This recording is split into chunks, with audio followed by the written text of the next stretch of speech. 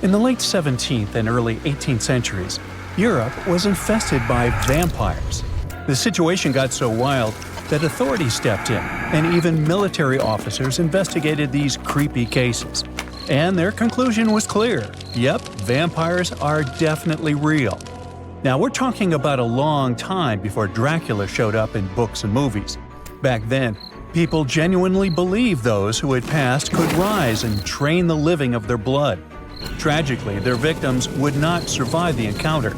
But vampires didn't stay at rest. Instead, they continued walking, interacting among the living and infesting villages. These beliefs spread rapidly, causing panic across regions. It all kicked off in Eastern Europe, specifically Serbia. Villagers started panicking after mysterious passings occurred one after another. Take the story of Petar Blagojevic, a Serbian peasant who passed in 1725. Shortly after his burial, villagers claimed that Petar returned, knocking on doors and asking for shoes or food. Sounds harmless, right? Well, not really. Within days, those villagers began mysteriously passing away too. 9 people perished in total.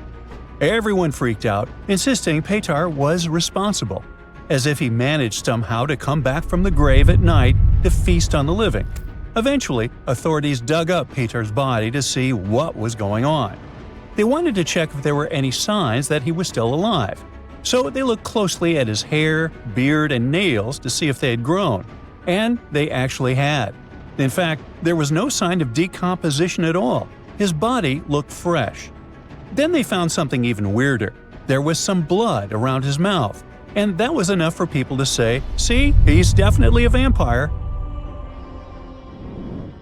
Then came Arnold Paoli, arguably the most infamous vampire of them all. He was a soldier who lost his life after falling off a hay wagon and breaking his neck. But there was something strange about it. Before that tragic event, Paoli claimed he had been bitten by a vampire once. Luckily, he said he cured himself by eating soil from the vampire's grave and smearing himself with its blood. Sorry, not exactly dinner table talk, eh? But hey, if he was cured, no one had anything to worry about after he was gone, right? Well, not exactly. Within a month after Paoli was buried, 4 people said they were being tormented by him. And not long after that, they were gone too. 10 days after Paoli was buried, the villagers dug him up, just to be sure everything was, well, normal. And this is where things got eerie. His body hadn't decomposed. His hair, nails, and beard had all grown longer, and fresh blood was dripping from his mouth. Remind you of someone? Yep, our guy Peter. But in Paoli's case, it was more disturbing. The blood wasn't just coming from his mouth. It was pouring from his eyes, nose, and ears. His shirt, his coffin, everything was completely soaked in red. Now, terrified, the villagers drove a stake through his heart and burned his body. Oh, and they also dug up the 4 people they believe he had targeted just to be safe. They went through the same process with them just to make sure none of them would return as vampires. Hey, who knows? But their vampire nightmare didn't stop there. A few years later, in the winter of 1731, a new epidemic occurred. 13 people passed within several weeks.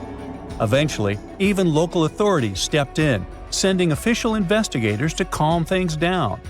Their reports, incredibly, concluded that the vampire attacks were real, at least according to witnesses. That official validation changed everything. It kicked off a wave of vampire hysteria all across Europe. But why was everyone so quick to believe those who had passed away were coming back? One big reason was how little people understood health problems at the time. Bodies that appeared fresh or swollen after burial, blood around mouths, or even fingernails and hair seemingly growing, these natural post-mortem changes were mistaken for supernatural signs. Another thing villagers misunderstood was decomposition itself. Natural gases cause bodies to bloat, making them look as if they had recently been active. This terrifying image reinforced local beliefs that these people weren't at rest, but instead returning to cause harm. Plus, under certain circumstances, the decomposition process can be delayed for a long time. One reason this can happen is because of something called saponification. This is a natural process that happens when a body is buried in a cold and damp place, exactly like in some parts of Eastern Europe. In this kind of environment, the fat in the body can turn into a waxy soap-like substance. This wax covers the body and helps stop it from rotting. Okay, but how to explain the nails and hair growing? It's more like an optical illusion, not real growth. Now what happens is that the skin dries out and pulls back a little. When the skin shrinks like that, it makes things like stubble on the chin or fingernails look longer than they were before. But that's not the case. And what about the blood? Well, it turns out science has an explanation for that too.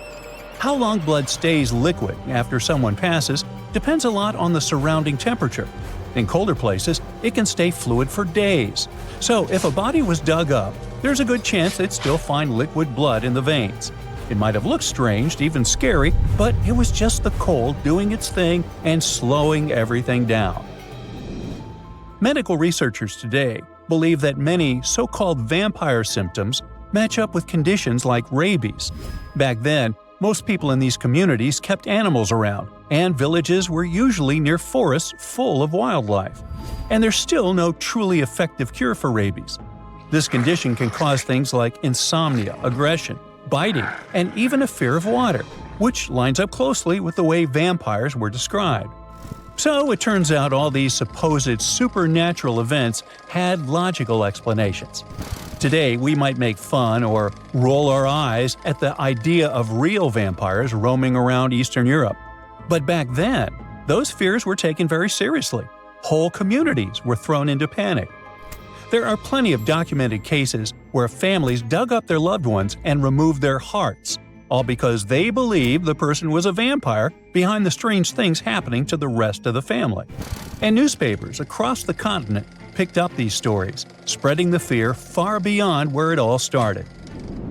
What's wild is that stories about blood-sucking creatures didn't just show up in Europe.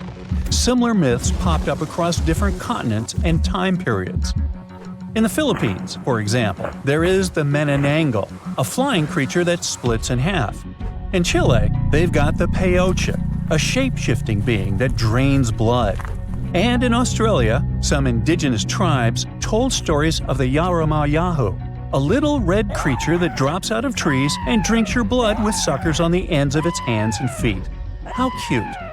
Well, back in Europe, the hysteria faded by the late 18th century, thanks to growing medical knowledge. But as you know, the legend never really went away.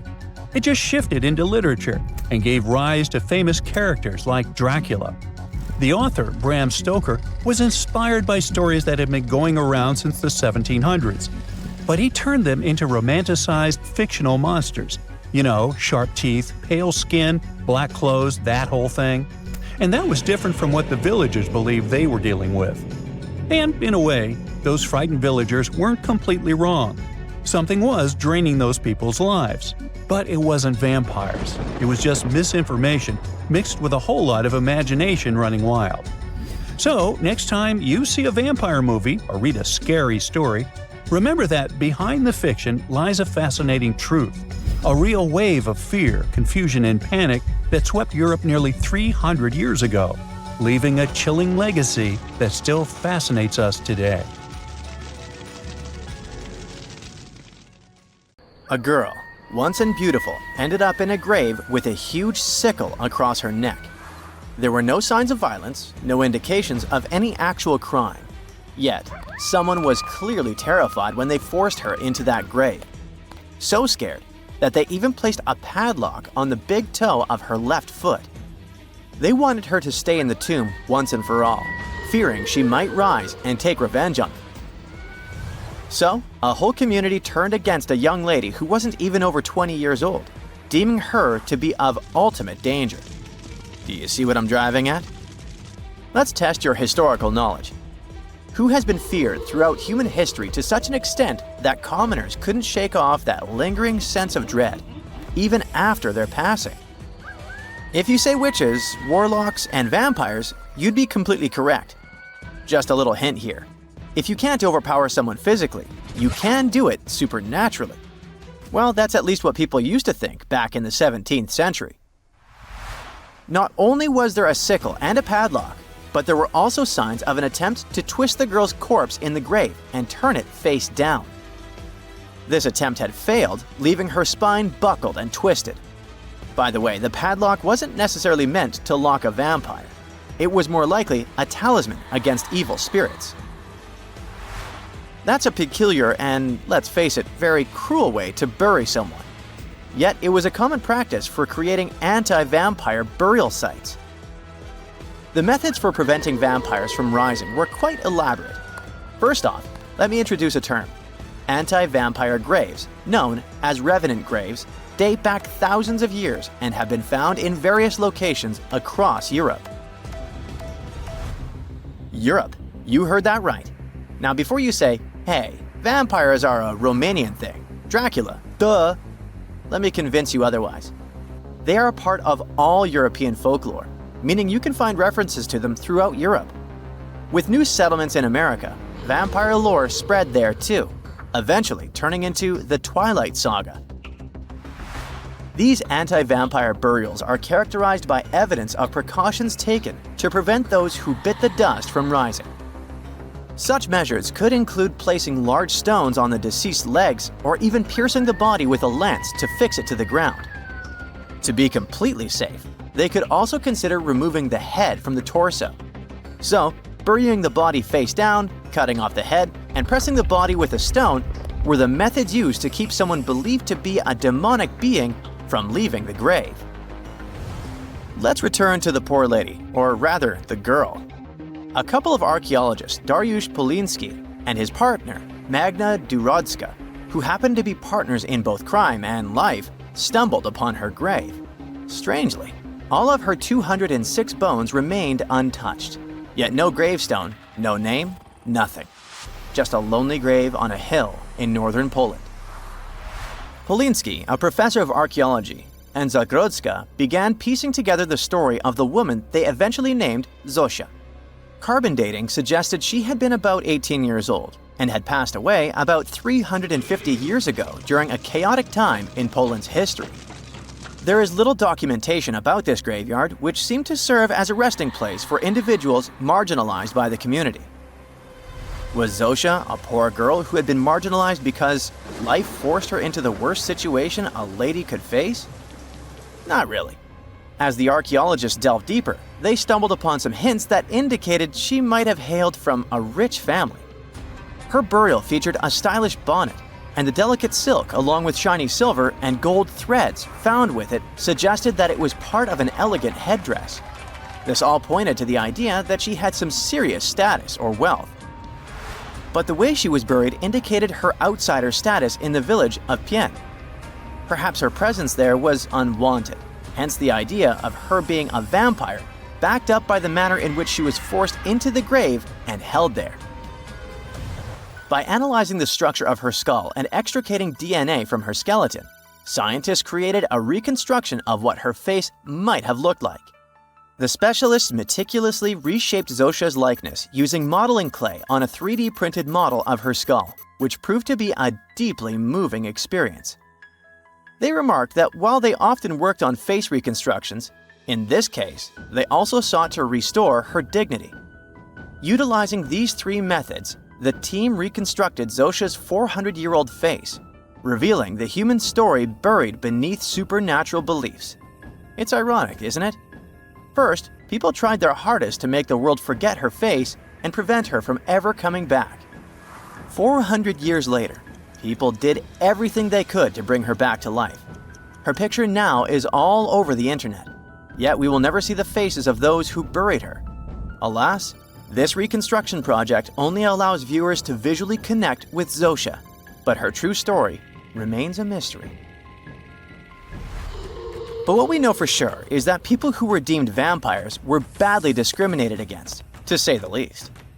Rumor had it that hungry vampires would even steal people to quench their thirst. Let's use math to prove this rumor wrong and prove that Zosia wasn't one of them. Back in the year 1600, there were only 537 million people worldwide. Yeah, this data may not be very accurate, but it's pretty close to reality. A physicist, Kostas Eftimiou, calculated that if a vampire had been drinking one person's blood each month, humanity would have faced extinction within a few years. Starting with one vampire and a population of 537 million in 1600, this math shows we'd have no humans left by July 1602. But here we are now. Well, while placing a stone on a corpse to make sure the vampire doesn't rise may be something new to you, there are also a bunch of stereotypical things associated with these creatures that you definitely know, such as garlic and mirrors. Funnily enough, even though it's all based on a bunch of superstitions, there's pretty good logic behind the garlic thing. You see, it contains a special compound called allicin, which is a powerful antibiotic. While people back then couldn't know what an antibiotic was, they noticed garlic was pretty effective against various conditions. Since they believed vampires were created by a particular blood condition, they also believed garlic could defeat a vampire. And there's more. There's actually a blood condition called porphyria, which makes people look like real vampires. Their skin is pale and their teeth get bigger as their gums shrink. And guess what? People who have porphyria cannot consume garlic, as it worsens their condition. Wow, that's a cool coincidence. The next superstition is a bit fresher, and it's about vampires avoiding mirrors. The first known reference to the mirrors comes from the book Dracula in 1897. But why wouldn't a vampire show a reflection? Simple. Before the plastic era we live in, mirrors were traditionally backed with silver. Silver was commonly believed to repel evil spirits, possibly because it has antimicrobial properties. Much like garlic, its healing properties may be what was supposed to scare off a vampire. Another reason why suspected vampires may have avoided mirrors is the changes to their appearance from conditions commonly confused with vampirism, like porphyria and rabies. People afflicted with these conditions may have avoided looking in mirrors for that reason, causing others to assume that vampires avoided mirrors. But if you ever met a vampire and these methods don't repel it, I have one more trick for you. Ask the potential vampire to count. It can be spilled grains, seeds, or even the holes in the fishing net if you happen to have one. Vampires are into math, so they'll stop to count, delaying them until sunrise. And we all know that vampires don't do well in sunlight. Ironically, it's Count Von Count, a vampire who teaches us how to count on Sesame Street. Now, you can't find living dinosaurs nowadays, which is a good thing, mostly, but you can still meet some creatures that might have gone to lunch with them. The frilled shark, for example, is a living fossil that comes from a family of sharks that have been around for about 80 million years. One of the coolest things about it is its long, eel-like body that can grow as long as 6 feet. It has 6 pairs of gills on his throat, which help the frilled shark breathe in the deep, cold ocean where there isn't much oxygen. The shark can move very quickly, like a snake, to catch its prey when it least expects it.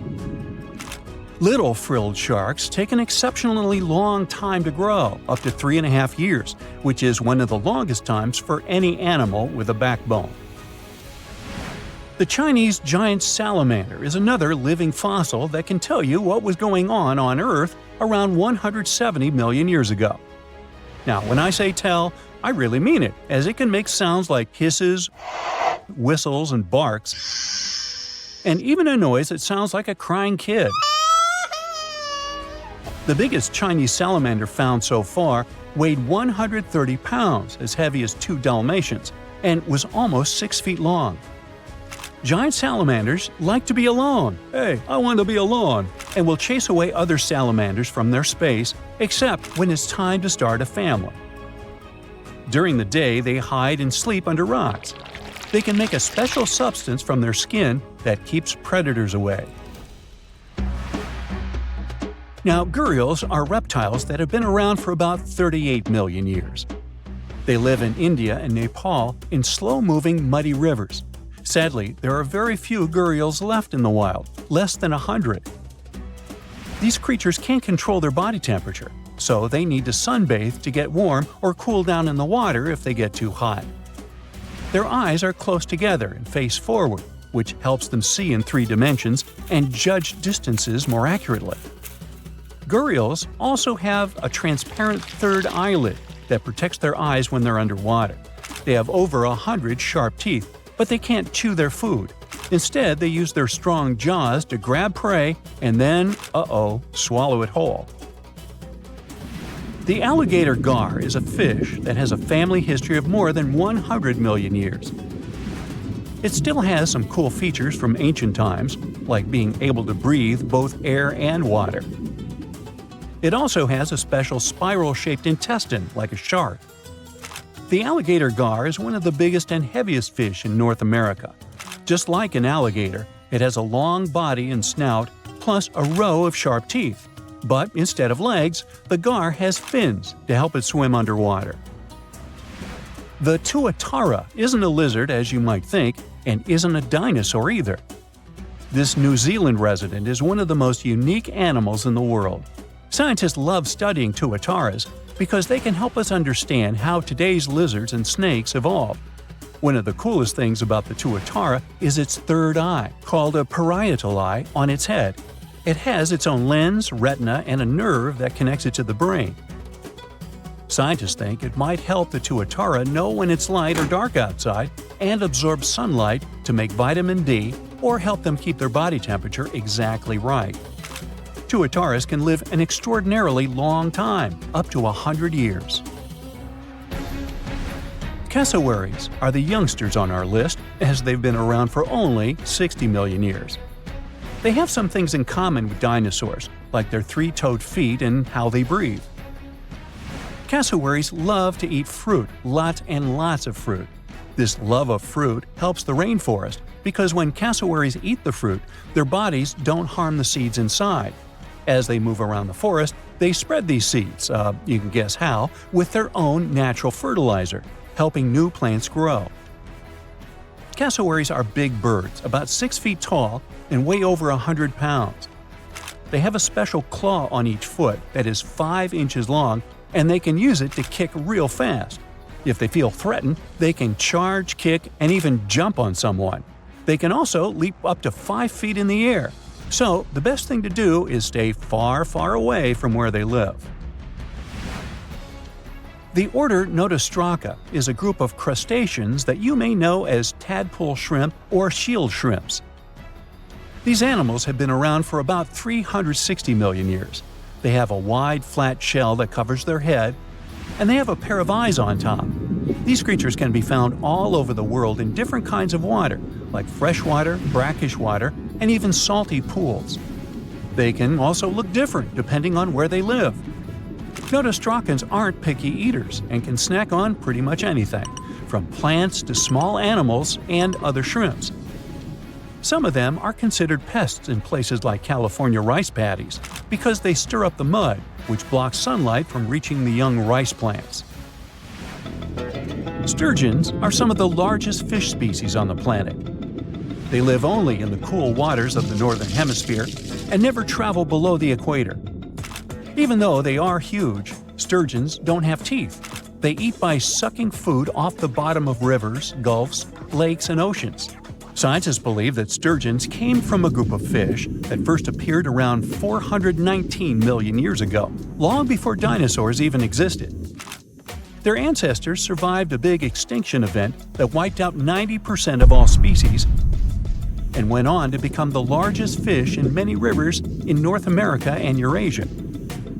Sturgeons can live up to 100 years old or even older. Female sturgeons can lay up to 3 million eggs at a time, but not all of the eggs eventually turn into real fish.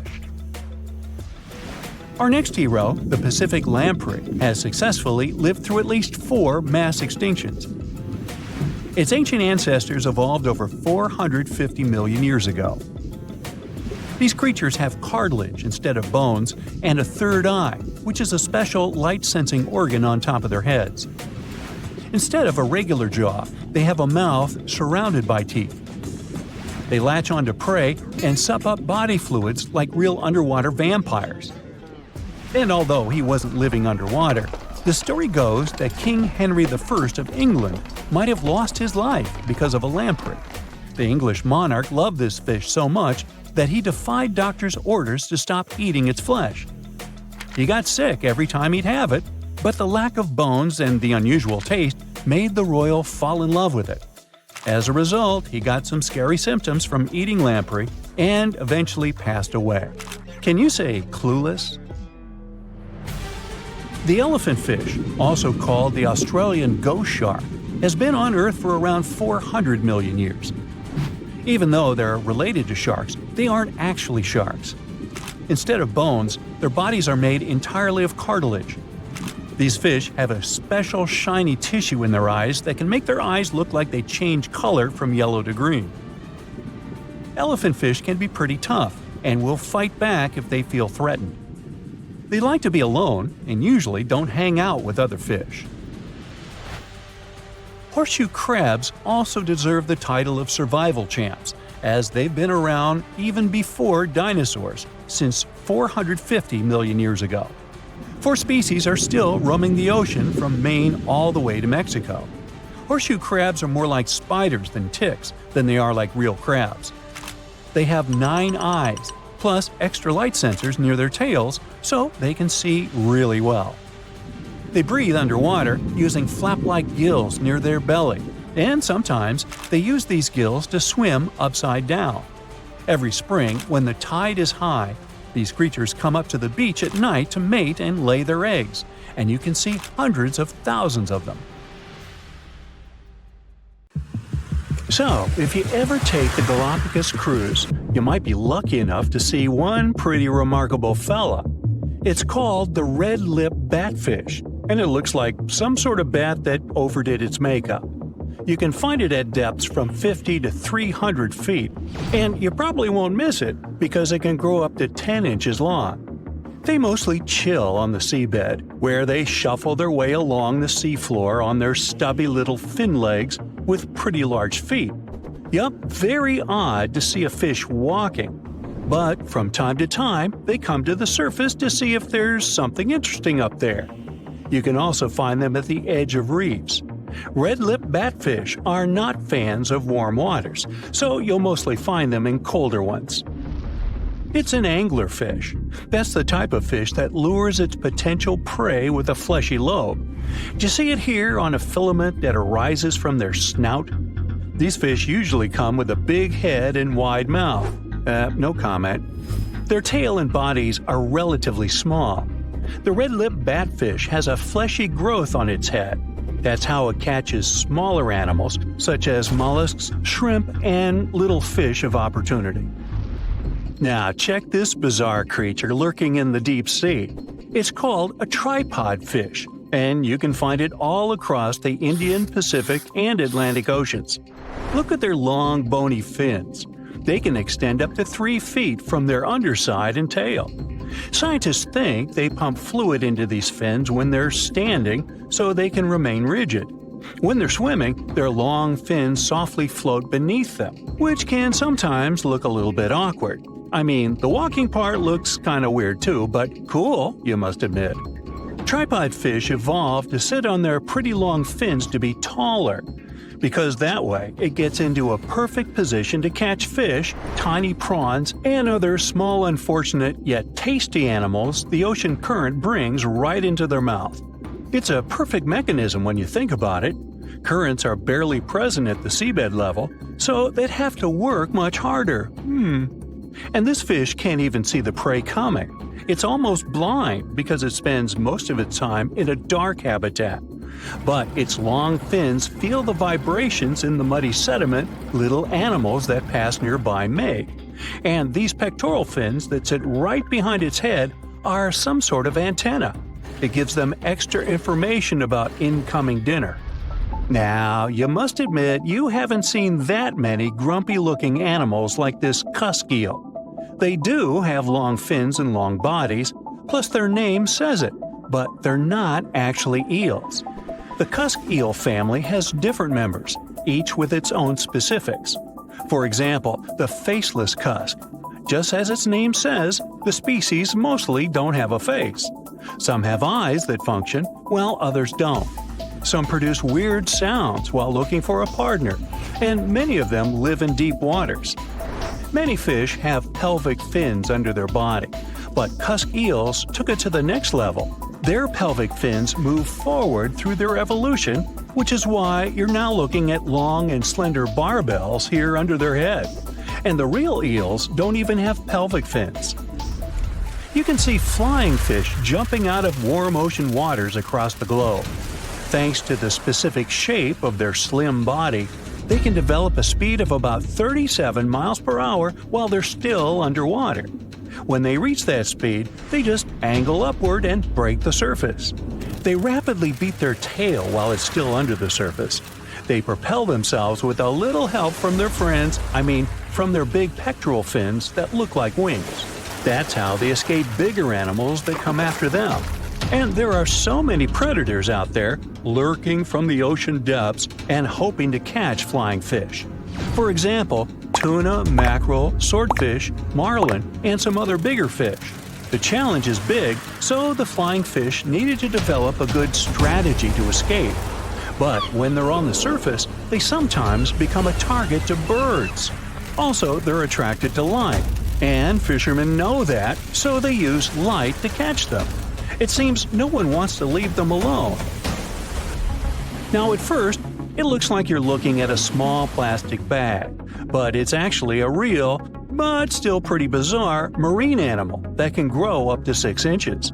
From a different perspective, you see how it got its name, thanks to its pink-colored body and probably because it enjoys the muddy seafloor so much. That's all it has in common with pigs. These little fellows are actually a kind of sea cucumber. And you must admit, they're surprisingly adorable with their tube feet on their back, underbelly, and around their mouth. These creatures spend most of their time snuffling through the muddy seafloor.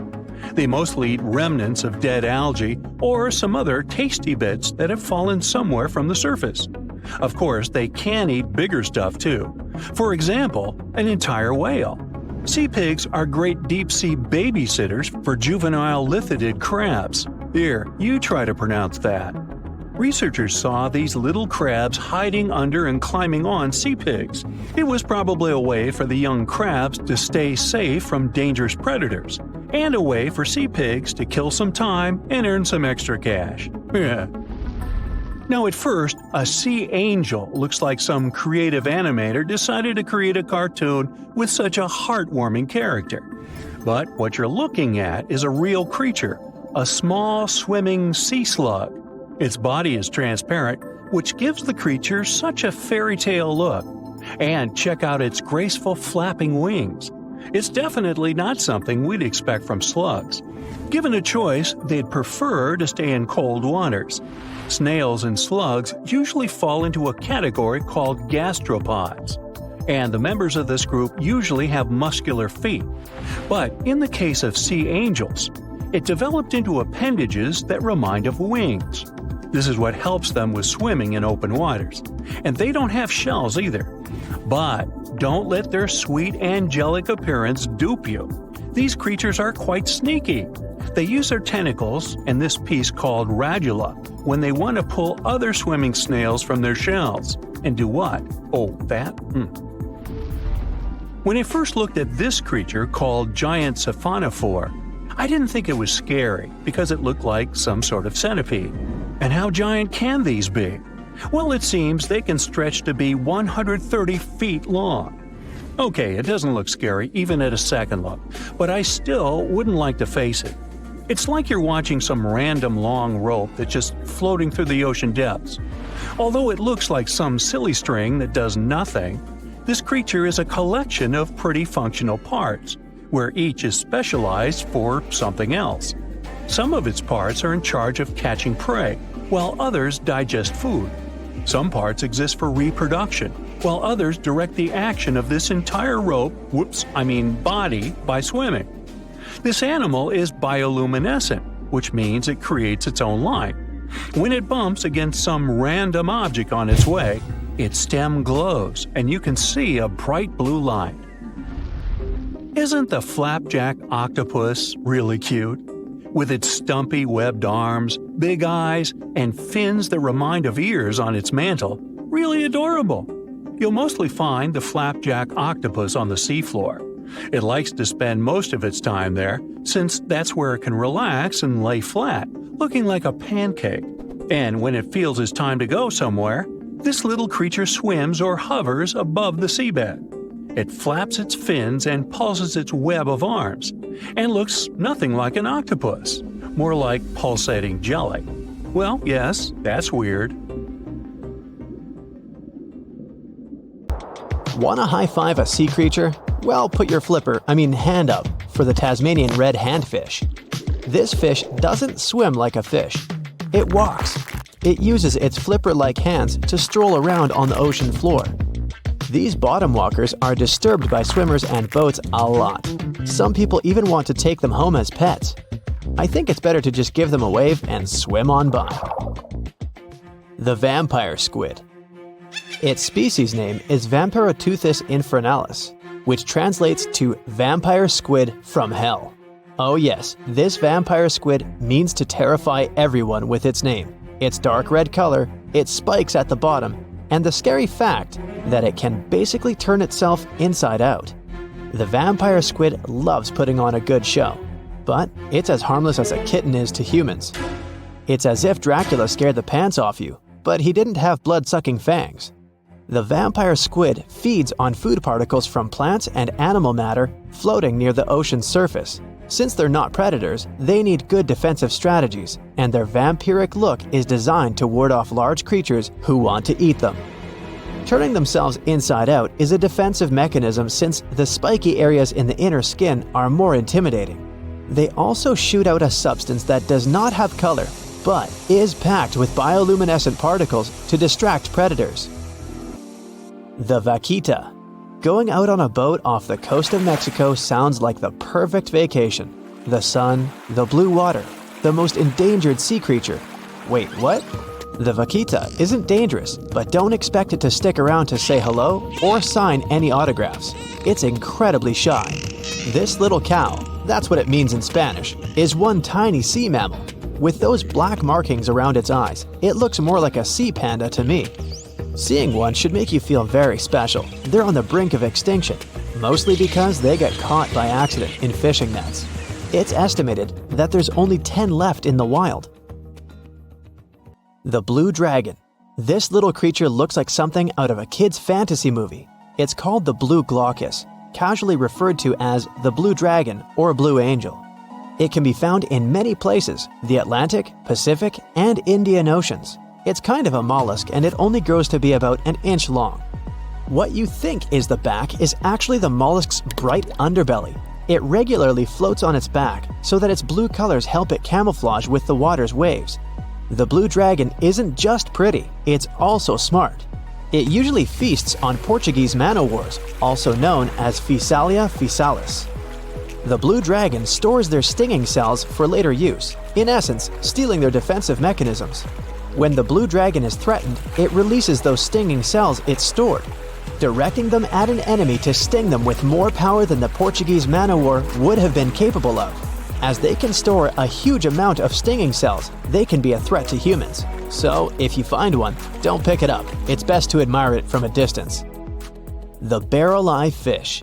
If you ever wanted to have Superman's X-ray vision, looking at the barrel-eye fish will make you feel like you gained that superpower at some point in your life without even realizing it. The barrel eye has a transparent head, so you can see how their eyes and brain look inside. This magnificent creature lives in the deep sea. This is the lowest level of the ocean, where strange creatures roam in near-freezing temperatures and constant darkness. They're exposed to water's pressure that's almost 1,000 times that of the surface. If the idea of the deep sea sends a shiver down your spine, stay tuned to learn about another of its creatures later on. The barrel-eye fish can be found in the Atlantic, Pacific, and Indian Oceans. You might be wondering, why oh why would a fish have a see-through head? And that would be a fair question. Since the species was discovered in 1939, it was believed that the fish's eyes were set to see straight ahead and couldn't move. So it was assumed that they had tunnel vision. Scientists Bruce Robinson and Kim Reisenbichler from the Monterey Bay Aquarium Research Institute recently discovered that the fish can move its eyes vertically to see through the top of its translucent head, thus noticing if there are predators or prey nearby. The transparent head also allows more light to enter so they can detect prey better. It's believed that the barrel-eye fish eats jellyfish and small fish species. If you dive in the ocean at night, you might be lucky enough to see how orange ball corallimorph blooms in the dark. But make sure to be quick because as soon as you turn on your flashlight to take a good look, it will retract its tubes back into itself. The megalodon. The whale shark isn't the biggest shark known to humans. If the entire shark species were a kingdom, the prehistoric megalodon would be the ruler of the sea. Megalodon roamed the ocean a long time ago. About 15.9 to 2.6 million years back between the early Miocene and late Pliocene eras. While they've long been extinct, people are still amazed to learn about these gigantic sea beasts. Megalodon could reach anywhere between 45 feet to 60 feet in length with jaws more than 6 feet wide. A fossil of a tooth that once belonged to a megalodon measured at 7 inches. Needless to say, I'm pretty stoked that these guys have long been extinct. But there's still some adventurers out there hoping to meet this monster one day. The Dumbo octopus. This adorable creature, or creepy creature, or however you want to see it, is officially called Grimpoteuthis. More casually, it's referred to as the Dumbo octopus, named after the Disney character.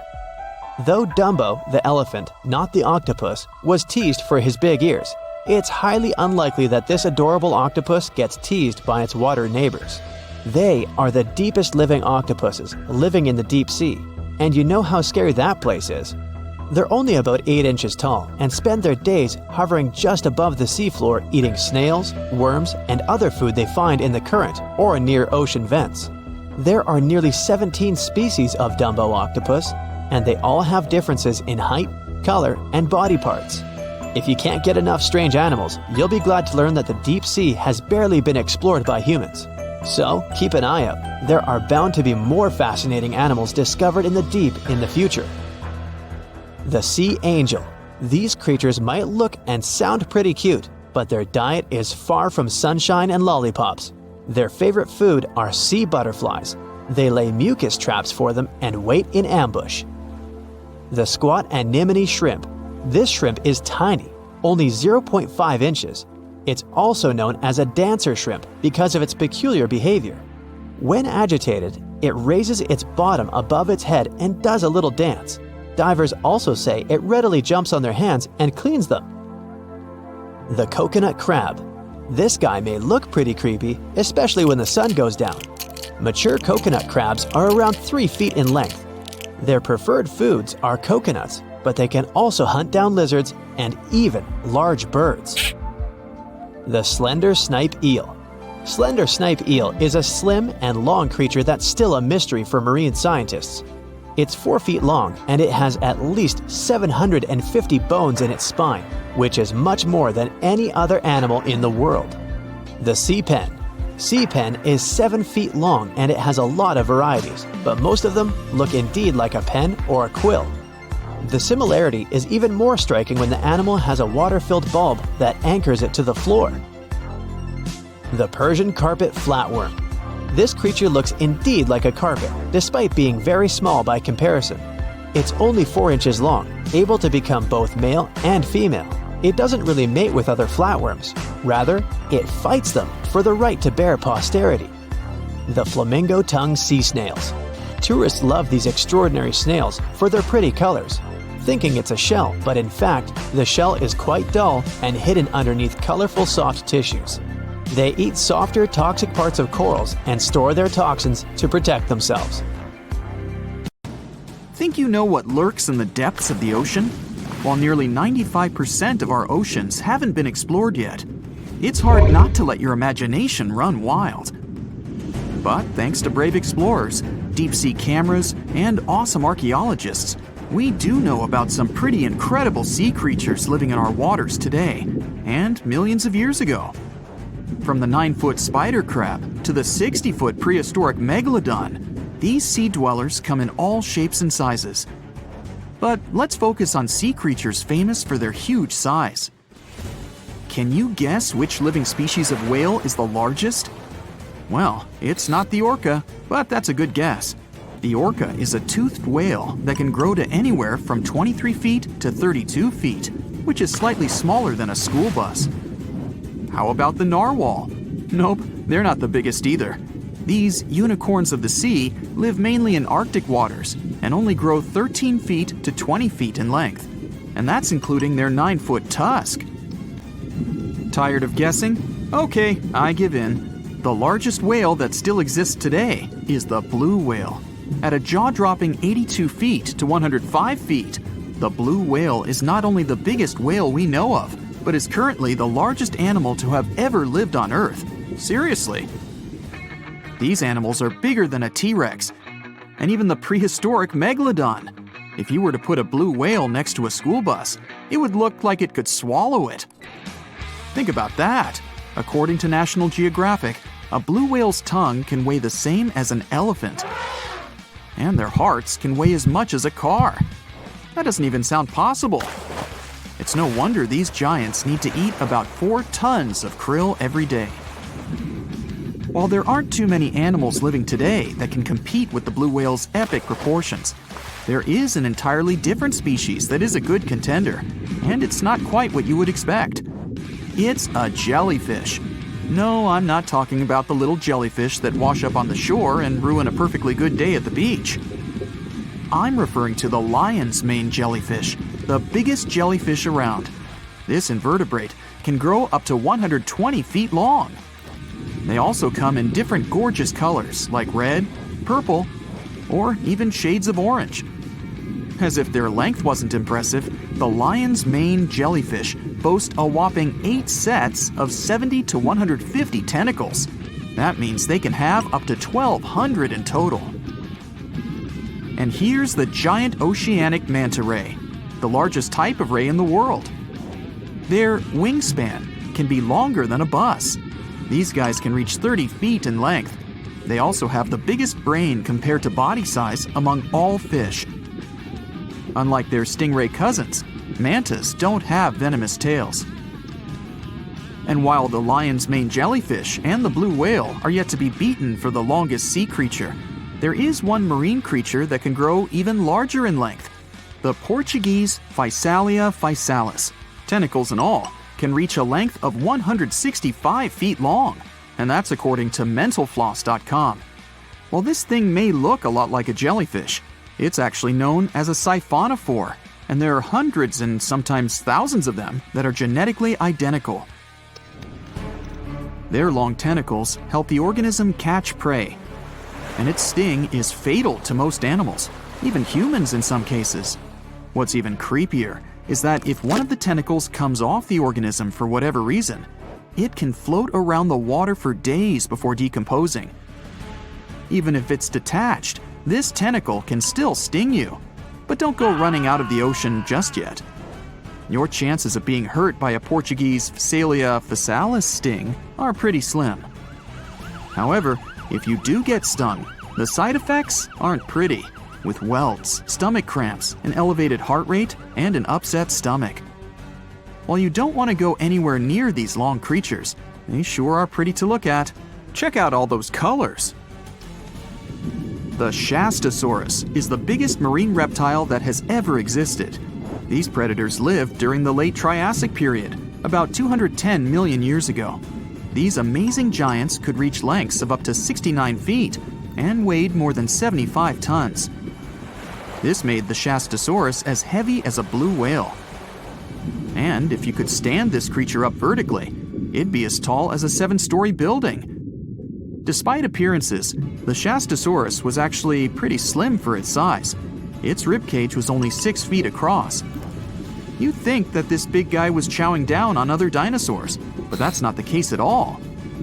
This reptile survived on a diet that consisted of small fish and cephalopods, like octopuses and squids.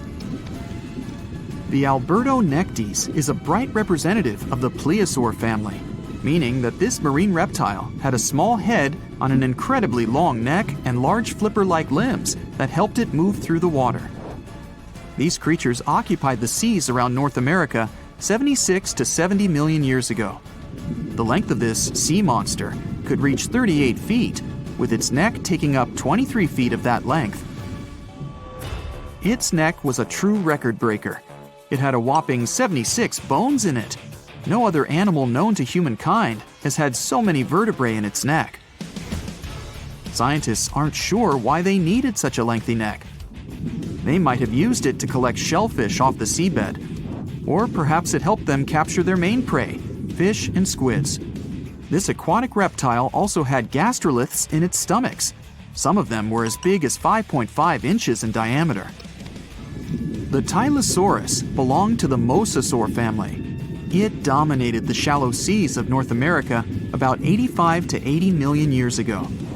This was an enormous predator, with the biggest representatives reaching 45 feet in length. It had a narrow hydrodynamic body with a blunt, powerful head that the animal used to ram and stun its prey.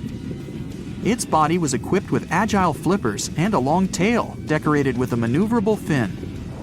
The Tylosaurus was a carnivore, and its diet included not only fish, turtles, and small sharks, but also other mosasaurs, plesiosaurs, and flightless birds. Meet Ophthalmosaurus. This prehistoric reptile thrived during the late Jurassic period and lived in oceans all over the world. Ophthalmosaurus weighed somewhere around 6,000 pounds and grew to approximately 16 feet long, according to newdinosaurs.com.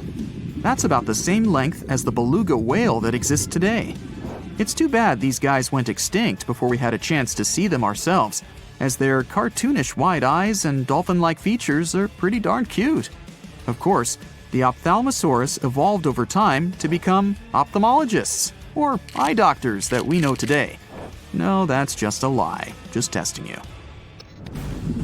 The Mosasaurus is a truly gigantic predator that dominated the seas all over the world about 66 million years ago. According to fossil evidence, some specimens could be more than 50 feet in length. This fact makes the Mosasaurus the biggest marine carnivore of its time. One of the most terrifying things about this creature was its crocodile-like head, decorated with literally hundreds of razor-sharp teeth, neatly organized in 2 rows on both jaws. The thing is that it was pretty challenging for the Mosasaurus to grab its prey in the water. That's why it had all these teeth, plus something special: pterygoid teeth anchored to the bones on the roof of its mouth. This made hunting and holding onto its prey much easier. The Styxosaurus belonged to the plesiosaur family and lived during the late Cretaceous period, around 85 to 70 million years ago. Upon first glance at this dinosaur, you might mistake it for a sea snake, and it'd be an honest mistake. Styxosauruses were about 35 feet in length, but over 16 feet of that consisted just of their long snake-like neck. They had a comparatively small body and weighed approximately 4 tons. Their mouths were full of razor-sharp cone-shaped teeth that they used to catch fish.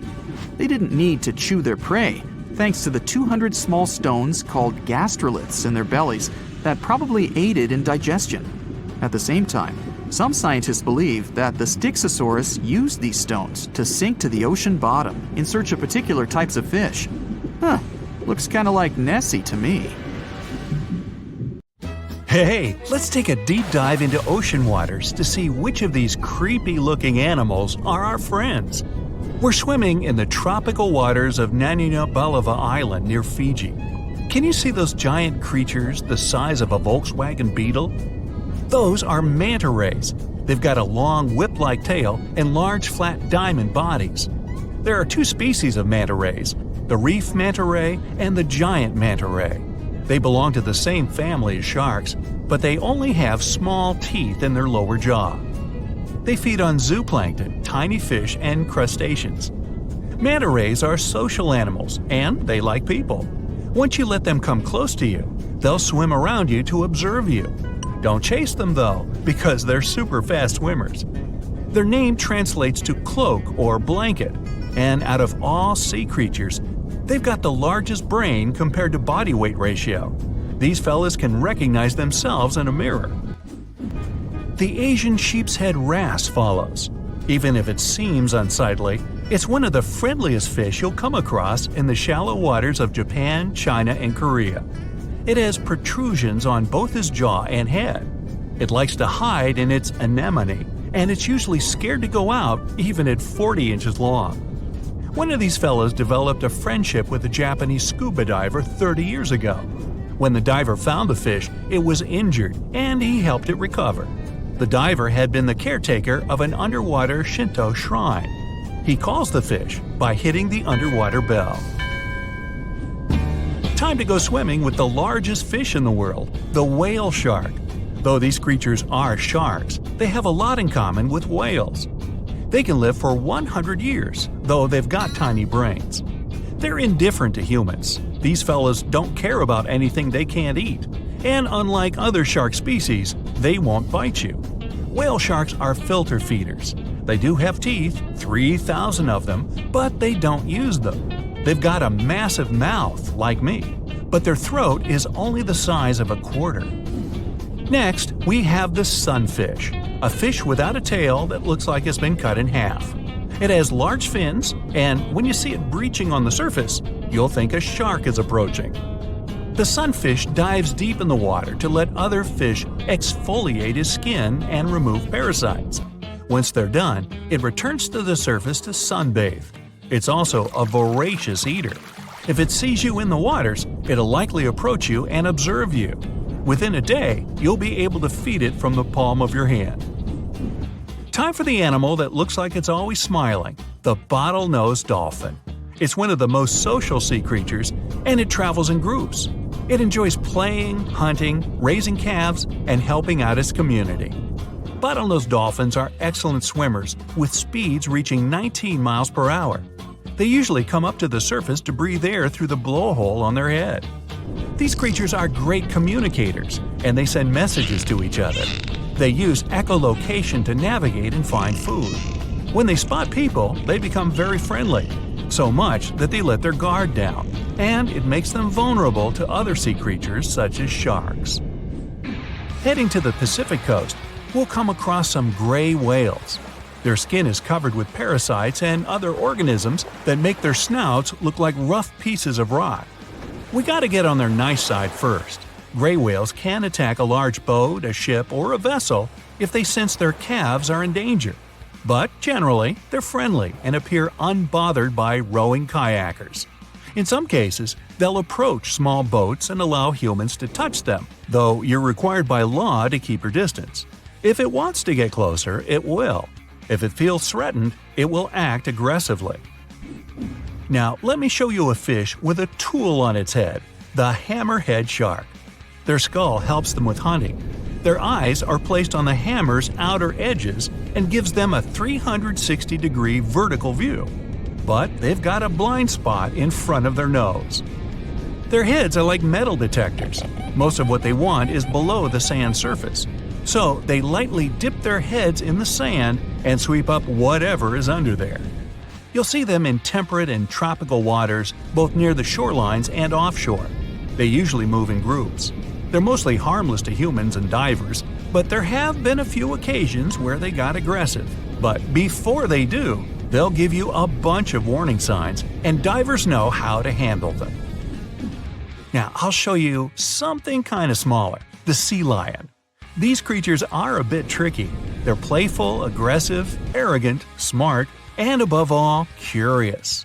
Sea lions can't breathe underwater, but they can dive almost 1,000 feet deep, and they can hold their breath for a long time. They take in air through their nose, and once they dip their heads in the waters, their nostrils slam shut. If they spot humans at the beach, they'll stay away and wait for them to leave.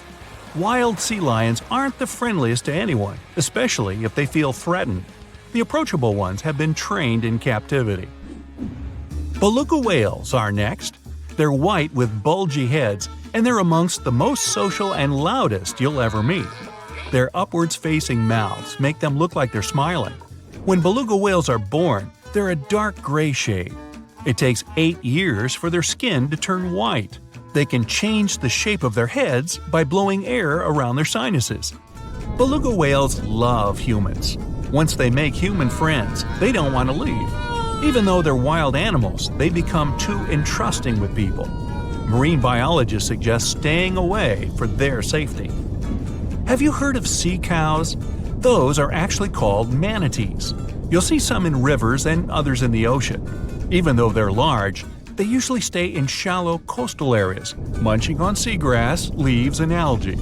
Manatees bring their heads to the surface every 4 minutes or so to breathe, but they can hold their breath longer than that. They're slow travelers, and even if they aren't as smart as dolphins, they can understand colors.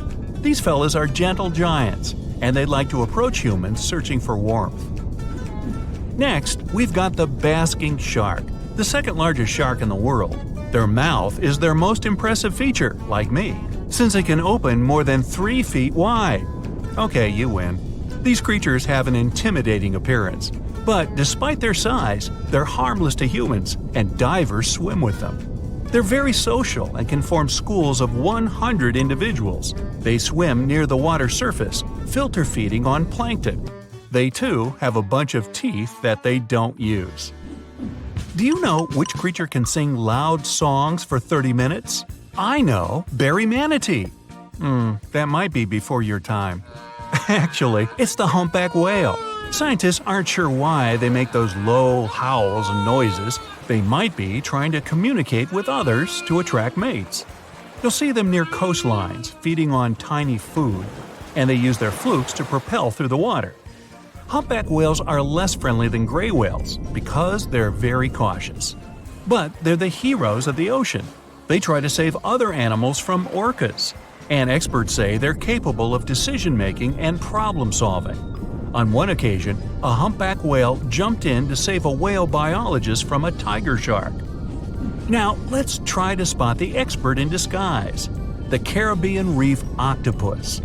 The specialized color cells help it blend in with the sand and ocean rock's rough texture. But Caribbean reef octopuses are loners, and they like to get around on their own. This creature is also teeny tiny. It can grow almost 5 inches, and with their legs getting as long as the average person's foot. If you get too close to them, they'll likely turn blue and warn you that they feel threatened. Even though they're trusting, it's better to keep your distance to keep them calm. A weird-looking creature walks around like a living vacuum cleaner down in the ocean's pitch-black depths. I'm talking about sea pigs. They got their name from their pinkish bodies, and they fit in the palm of your hand. These creatures don't swim, they walk around on the seafloor. Their legs consist of 5 to 7 pairs of enlarged tube feet, and they have tentacles around their mouths to fiddle through the mud to find scum to munch on. Yumbo! Since they're vulnerable, they have poisonous skin for protection against other sea creatures. If you encounter one, it'll be quite friendly, but if you want to keep it as a pet, you'll need a very deep tank. Speaking of slimy water creatures, let's talk about comb jellies. They're friendly animals that like to swim close to the shore on warm summer evenings. There are 2 types of comb jellies, some with 2 tentacles and some without any. You can spot them at night since they glow in the dark and light up the waters. One of them is the sea gooseberry. On the sand it looks like a transparent blob of jello, and it can fit into a teaspoon. Unlike jellyfish, comb jellies don't sting because they don't have stinging cells, and they're safe to swim with.